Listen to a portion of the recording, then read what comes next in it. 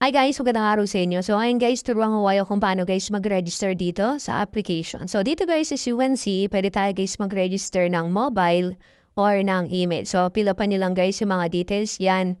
Tapos click nyo na guys yung register. But make sure lang syempre meron kayong access sa email at mobile nyo na gagamitin dito. Tapos guys, once na meron na kayo guys account, pwede na kayo guys mag-login using your phone number, email, or telegram. So dahil phone number yung ginamit natin, ayan guys yung nilalagin natin dito. So, lagay niyo lang guys dito, mobile number and password niyo. So, dito guys, once na makapag-login na kayo guys dito, ito guys yung makikita nyo, no? So, ayan, pwede na kayo guys agad dyan maglaro. But then again, kailangan pindutin muna natin yung plus button sa taas para at least ay magkaroon tayo guys ng credit. So, pwede kayo guys gumamit ng GCash or ng Maya. So, merong minimum 50, merong minimum 100. And sa Maya, 100 lang. So, pili na lang po kayo dyan, guys, no? So, dito, guys, for example, pili tayo, guys, dito sa P2P Auto.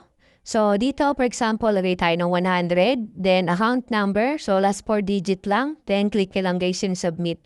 So, enter your account number so we can identify your payment. Then, dito, guys, ayan, click lang natin. Yes, I confirm. Tapos, ito na, guys, yung screenshot natin. Tapos, punta tayo guys dito sa ating GCash. QR code lang tayo. Upload QR. Yung in-screenshot natin kanina guys, ayun din yung ilalagay natin. Tapos, next lang natin. Then, yes lang natin. Then, send. Then, okay na. Then, tignan natin guys dito sa ating application. So, okay na yan guys, no? So, extra natin yan and hintayin na lang natin.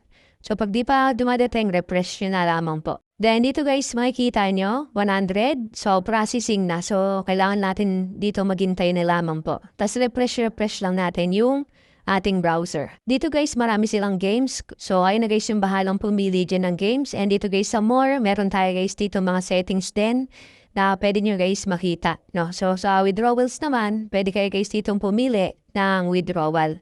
So, dito guys, ayan yung pwede nyo rin pagpilian, no? Pero pag mag-withdraw kayo guys, pindutin nyo yung credit sa baba. Tapos, pwede kayo guys pumili dyan kung add or withdraw. So, ayun na guys, pumasok na yung 100 natin. Tapos, yan, pwede na tayo guys maglaro dito. So, ayun lang at maraming salamat po.